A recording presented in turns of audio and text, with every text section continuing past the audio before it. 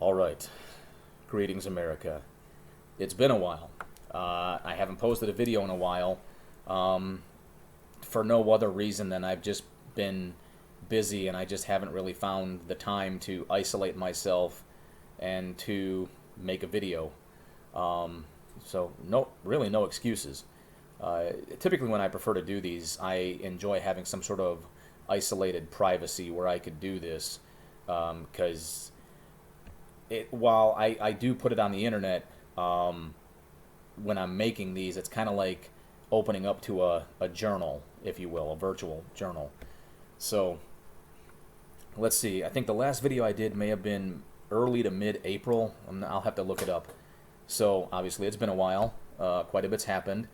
Uh, if it hadn't happened by the last video I made, I turned 45, and then I had my 17th wedding anniversary. So some personal milestones there. Um, as far as what's going on in the world, obviously a lot. I think the Chauvin trial had just ended, and there's been some scuttlebutt that one of the jurors is a BLM supporter and has been outed as saying that's how you're going to affect change is you have to insert yourself on these juries in order to force outcomes. Um, as a person, I understand where you're coming from. I do, especially if in your heart of hearts that's how you feel, as though there is necessary changes to be made and that you have to enforce your personal socio-political ideology on fellow jurors by infiltrating juries. I understand that. I'm a person who can do the math and I can rationalize that. What I will say is, if that was your intent, you should have shut the hell up, because if in fact there's truth to anything that I just said, then there's a chance Chauvin might be granted a mistrial just because a good lawyer could argue that he did not receive a fair and balanced trial. What else is going on? I mean, other than so much. Been a lot of stuff going on with LeBron James. Um, LeBron James is a very talented basketball player. If I'm not mistaken, and somebody can fact check this, he may have been the last high school basketball player recruited into the FBA. I'm sorry, the NBA. Before the NBA changed the rules to where you had to at least play a year of college basketball. Somebody might have to fact check that, but I think he may have been the last high school player to go directly into the NBA.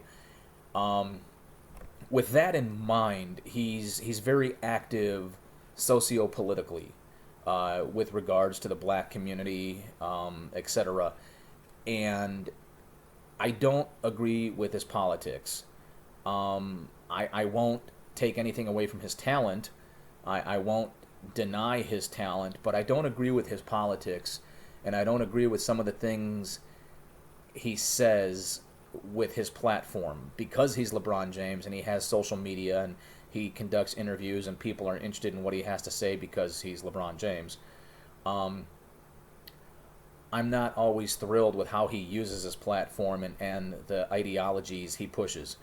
Um, and of course, there's been no shortage of memes to include a cop made a TikTok video or something, I can't remember, but basically clowning on LeBron, like, hang on, I got to call LeBron and see what I can do, because well, LeBron put himself out there, and those are the repercussions. What else? Caitlyn Jenner's running for mayor, and unless anybody else is running for mayor against Gavin Newsom and Caitlyn Jenner, what seems ironic is that on certain issues, Caitlyn Jenner is the more rational voice, or the more rational choice. Most notably is Caitlyn Jenner being a transgender individual, him or herself. She is against transgender boys playing in girls' sports and destroying the competition. I find it ironic that a transgender person would have that stance, and yet it's a very rational stance. So there's that. Um, and with everything else going on, which, these tend to be my more socio-political rants, um, I've found myself, as I pay attention to different content, whether it's PragerU and the individuals on PragerU, or Ben Shapiro, Chad Prather, Dave Rubin, Dinesh D'Souza, Steven Crowder, something I've been very curious about is essentially you either have the Democratic Party and all of their socio-political icons, whether they're celebrities or whatnot, exclaiming that America is a complete and total white supreme racial shithole, that America was founded on white supremacy, and to this day in 2021 is a racially bigoted, racially motivated, white supreme country. If that's the case, why are there so many individuals in darker skin, whether from south of the border or overseas somewhere, whether they're brown, yellow, whatever, why are there so many people trying to get into this country if it is a white supreme racial shithole?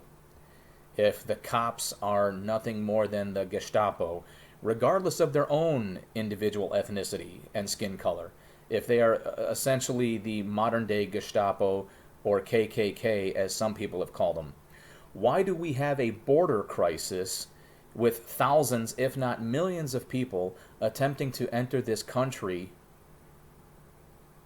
only to be treated like absolute garbage because of all the white supremacy and the Gestapo-like, KKK-like police force? Maybe somebody can explain that to me. Okay, maybe somebody can explain that to me, that, even though we have millions of people attempting to enter this country, whether legally or illegally, regardless of where they're from, is it possible? I mean, is it possible that as bad as our country is, as racial and bigoted and just homophobic, xenophobic, whatever, as just so bad as our country is it really that bad elsewhere? Is that why all these people who essentially hate America haven't left yet? Like all the people that said they would leave when Donald Trump was elected, is that why they haven't left yet? Because they know for a fact anywhere else they go is worse than this racially motivated white supremacist shithole? I'm just curious. Maybe somebody could enlighten me. Maybe somebody could explain this one to me so that, maybe I can comprehend. Because, I myself am just a, heterosexual, cisgendered, Caucasian male, Caucasian ginger dumbass. Maybe somebody can educate me on, yes, it really is so much worse. To include south of the border, there's some socialist countries that people are fleeing from to get here. You really think if you're a socialist, they're going to vote for you? I mean, think about that. Even though they're brown skin and they're fleeing a socialist country, if you're attempting to institute socialist ideologies, you really think they're going to vote for you? I'll leave that one alone. Another one of my personal favorites. Apparently a woman of color with a child in the car, claiming to be a school teacher somewhere in Southern California, was pulled over by a Hispanic police officer, and I'm sure a lot of people have seen the video, and all she could do was call him a murderer, and how she's afraid for her life, and he's a murderer, he's a murderer, he's a murderer, he's a racist, he's a racist. So here's my question, because, once again, I am not the brightest bulb, I'm not the sharpest knife in the kitchen, but here's my question. If you believe in your heart of hearts that an individual armed with the capacity to do deadly force, all right, a police officer armed with a loaded weapon, more than likely a Glock, which probably has a 15-round magazine, so it can hold 15 in the clip, 1 in the chamber, so a total of 17 rounds.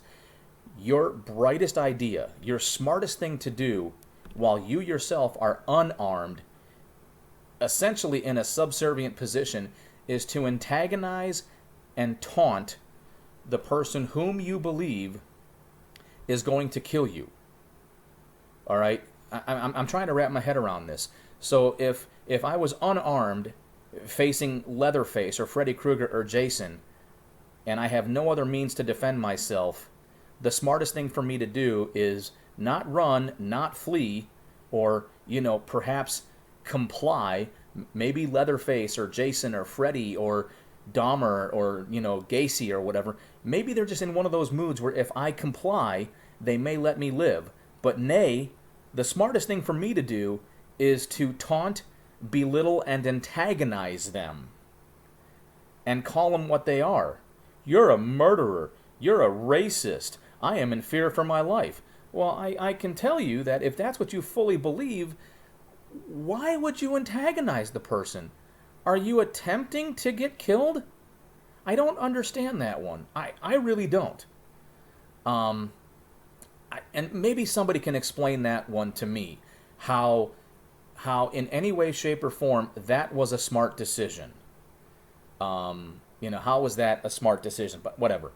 And then I think one of the latest things that just happened recently, and there could be several other items I'm missing, but there's this new thing where people want Washington, D.C. to be a state. Well, first and foremost, dumbass, or dumbasses, or self-induced retards. Washington, D.C. was never intended to be a state. It was intended to be a neutral territory of government, the base of power, which was free of influence. By not being a state, all right, with a governor and a state legislature, it could be the base of governing power for the United States of America. Now, I'm paraphrasing the hell out of this, and I feel like I need to do so because the people clamoring for Washington, D.C. to be a state, first and foremost, you chose to live there. You physically chose to live there. Oh, I don't have a choice. Yes, you do. You could pat your feet and bend your knees and walk the hell out. Or, you could pack up your shit and put it in a car and drive the hell out and try and figure it out somewhere else.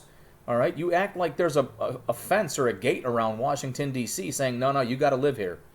No, Washington, D.C. was created to be the base of power for the United States, free of influence. It's bad enough that I think back in the 60s, or I'd have to look it up. I even did a video about this, the Electoral College. Washington, D.C. has 3 electoral votes. And they're not fictional, they're legitimate electoral votes. They have 1 congressional vote, but that representative has 0 congressional power and authority. Basically, they get to sit in Congress and listen, but they have 0 congressional authority. And they have 2 senatorial representatives. Same thing. 0 senatorial power, 0 senatorial authority. But combined, in order for that to happen, they were to get 3 electoral votes. So, with this current system of winner takes all, whoever takes the most votes in D.C. gets all 3 of those electoral votes. But unless I'm wrong, unless I'm mistaken, and somebody can correct me, somebody can leave a comment, contact me, however you want to, as far as I know, the senatorial reps and the congressional reps from D.C. do not have any lawmaking potential. They're basically just reps that get to show up and listen and possibly voice their concerns, but they don't have any real lawmaking potential. It's the same thing with the 5 U.S. territories. American Samoa, I think Guam, Puerto Rico, the American Virgin Islands. There's one more, and I can't remember. I used to have them memorized, but they all have representatives that represent them, but they have 0 lawmaking authority and 0 voting potential. And these territories don't even get electoral votes, all right? Which blows my mind. I mean, as far as I know, those U.S. territories do get a chance to vote, I think, in the popular elections, but they don't have any electoral voting power. So this whole thing with Washington, D.C. becoming a state, you already have electoral voting power. I don't know. The only thing I could think of is if the concept is that D.C. is a Democratic stronghold, then they're going to gain 2 extra seats in the Senate and then 1 seat in the Congress, because the lowest you can go is 1 seat.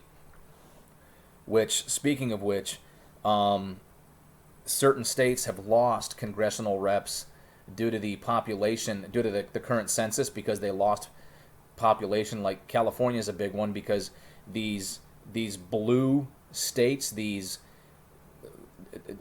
dem-tarded, lib-tarded states, are losing people because they can't stand the political outcomes. So they're more than likely migrating to red states. All I can say is if that's somebody like you, don't bring your blue politics to a red state if you're choosing a red state over a blue state because the red state's so much better.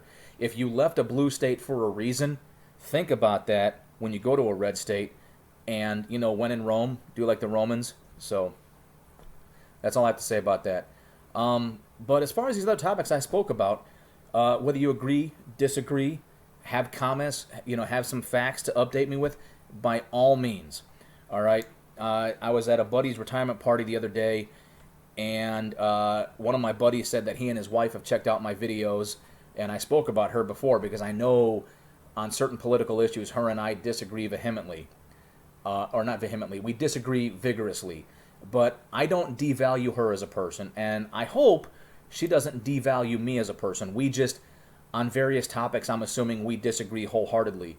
But on that particular note, you know, I know she was at least married once before. I don't know if she was married to a Marine. But it's my limited understanding that that did not go well with her first marriage, and it left a bad impression on her.